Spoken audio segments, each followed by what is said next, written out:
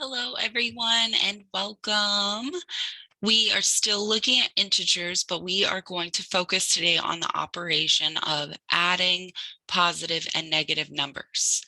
So as a quick review, a brief review, just looking at the definition of integers, an integer is the set of whole numbers and their opposites. An opposite number is going to be a number that is going to be the same distance from zero on a number line.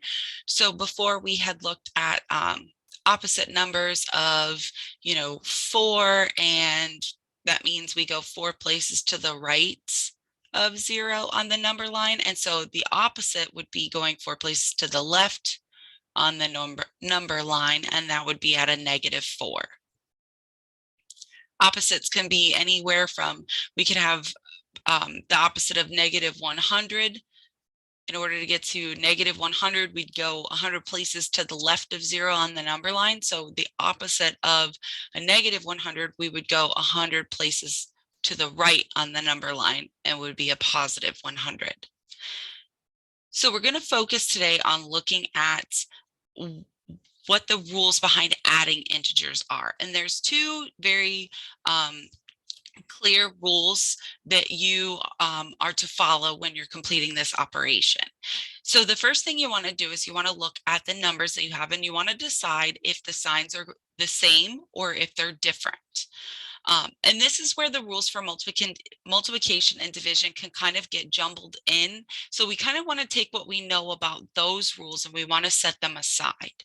We don't want those to conflict with these new rules that we're working with adding integers.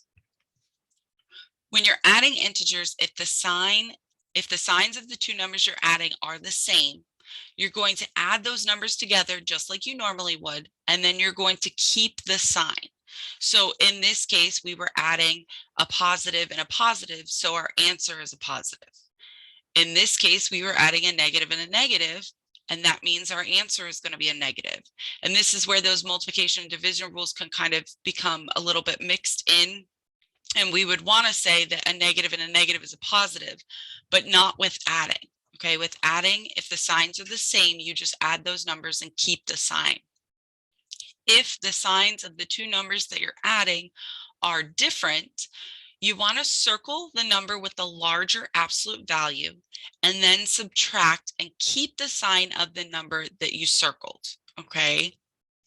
There is a way to use counters with that as well, but circling the larger absolute value is going to help when it comes to larger numbers. So if you have like 100 and -52, you don't want to use counters for all that. We'll look at some examples of all of this. Let's first look at this first set of addition rules where we're looking at the signs are the same. So if the signs are the same, you're going to just add those numbers together and keep the sign. Looking at an example, we can see we have a -9 plus a -4. So similar to those multiplication division rules, you add just like you normally would in this case. We can see that the signs are the same for both numbers, which means that we are just going to say, what is 9 plus 4? 9 plus 4 is going to be 13. And then since both of the signs were negative signs, our answer would be a negative. Another way to do it is to use those counters. But again, when you get into those larger numbers, it might be a little bit difficult. If you're talking about 100, we don't want to draw 100 counters. So, but in this case, we have a -9. So we would just say, okay, 1, 2, 3, 4, 5, 6, 7, 8, 9. And then we're adding 4 more. We're adding 4 negative counters. And so then we can see we don't have any 0 pairs to combine to cancel out. We would just count these up and we would get our final answer, and it would be negative. So we'd end up counting these and there'd be a total of 13 negative counters. So our answer would be a -13. Another example of this, same situation. We have the signs. We're looking at this. The signs are the same. We can see we have a -23 and we have a -32.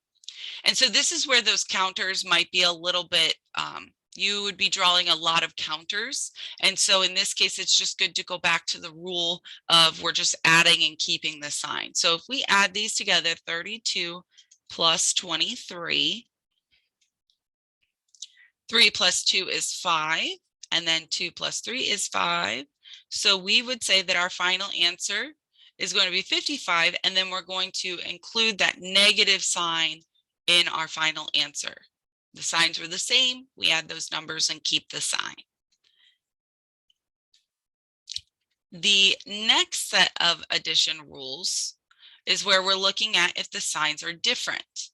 And this is where you want to see that the signs are different. So we would circle the number with the larger absolute value. Notice over here in this picture, one of the circles is bigger than the other. So in this top situation, we have a large positive circle and we have a smaller negative circle, which means that our answer, since the larger circle was positive, our answer is going to be positive. And then down here, we have a smaller positive circle and then a larger negative circle. And so that means our answer would be a negative. So a good rule to remember is you want to circle the number with the larger absolute value. Then you're going to take the two numbers and subtract them and keep the sign of the number that you circled. So let's look at some examples of this. And first, I just want to show you how you would use the counters in this situation. So we have a -5 plus 8, and we need to figure out what our answer is going to be. When we look over here, it's asking us, and this is the first thing you should do anytime you see an addition problem with positive and negative numbers. Are the signs the same or different? And in this case, they are different. So we can use our counters to help us decide what our answer is going to be. So I have 8 positive counters. So I'm going to draw 8 positive signs. This will represent my positive counters. 6, 8, perfect. And then I have 5 negative counters, 5 negative numbers. So I'm going to draw 5 negative signs. And what's going to happen here is we're going to, anywhere you have a positive and a negative, you can actually take these together. They're going to form what's called a zero pair, and they are going to cancel. And so when we do this all the way here, we can see that we're going to cancel out a couple of these as zero pairs. And then what you want to do is you want to count how many counters do I have left, and are they my positive counters or my negative counters? In this case, I have 1 positive counter, 2 positive counters, 3 positive counters. So that means my answer would be a +3. There is another way you can look at this, and that's with the rule of circling the number with a larger absolute value. So in this case, and remember, absolute value is not the value of the number itself. It's how many places away from 0 that number is, how far away from 0, whether you're going in the positive or the negative direction. So in this case, I would see I have a -5 and a +8. So looking at only 5 and 8, I would say, okay, 8 is going to be further away on the number line. I'm going to include the sign as well. And then what I'm going to do is I'm going to set this up as a subtraction problem. 8 minus 5, that will give us an answer of 3.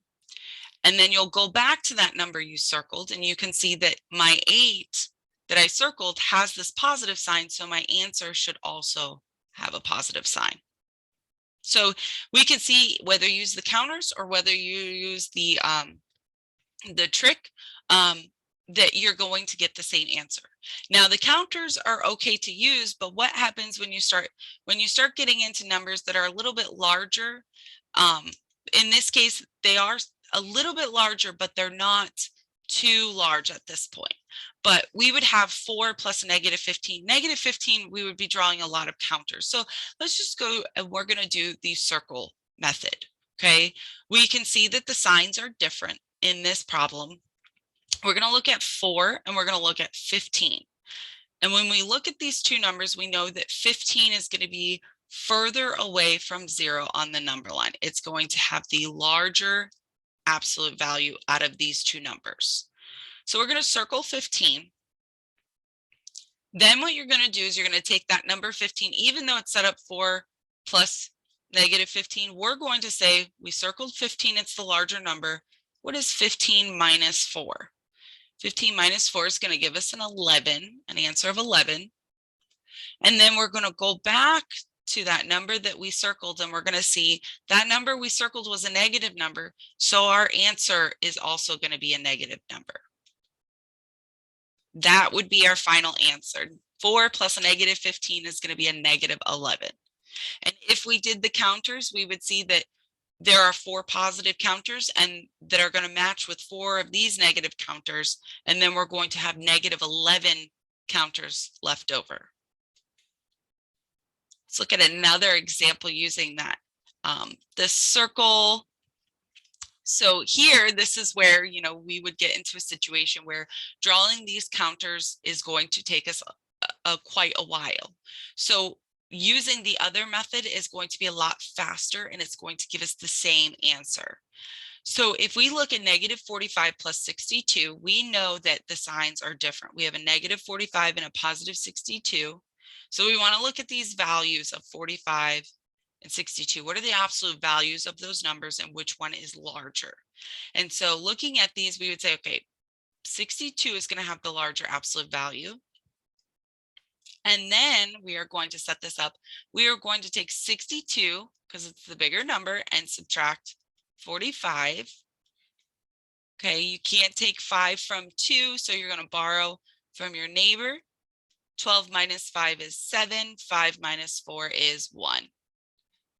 So our answer is 17. And now we're going to look back at this question. We're going to see, okay, that number we circled was a positive number. And so our answer would be a positive number as well. You can write it with a positive sign, or you can just write it as 17. These are the same numbers. And let's take a look at one more. And I encourage you, now that we've practiced a couple together, maybe try this one. It looks a little bit intimidating just because the numbers are larger, but if you follow the steps we've been practicing, okay, you will be okay with this. Check for, are the signs the same or different? We can see that the signs are different. So we're going to look at the absolute value of these numbers, 1,032 and then 873.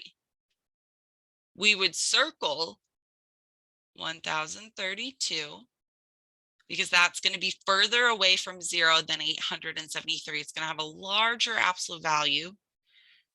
And then we're going to set this up as a subtraction problem. 1,032 minus 873. We cannot take 3 from 2, so we're going to borrow from our neighbor. 12 minus 3 is going to be 9. We can't take 7 from 2. We're going to borrow from our neighbor, but there's nothing to borrow from, so we're going to jump one more, borrow here. This is going to become 10, but then we're going to borrow here, and this is going to become 12. 12 minus 7 is 5, and 9 minus 8 is 1. So now we have an answer to the subtraction problem. We need to go back and we need to look at the number that we circled, which was a negative 1,032. And so our answer is going to be a negative 159. In this situation, it would have taken us quite a while to create all those counters. So this method is going to show you that out of the negative 1,032 counters, there are positive 873 that would match with those counters and cancel and leave you with 159 negative counters.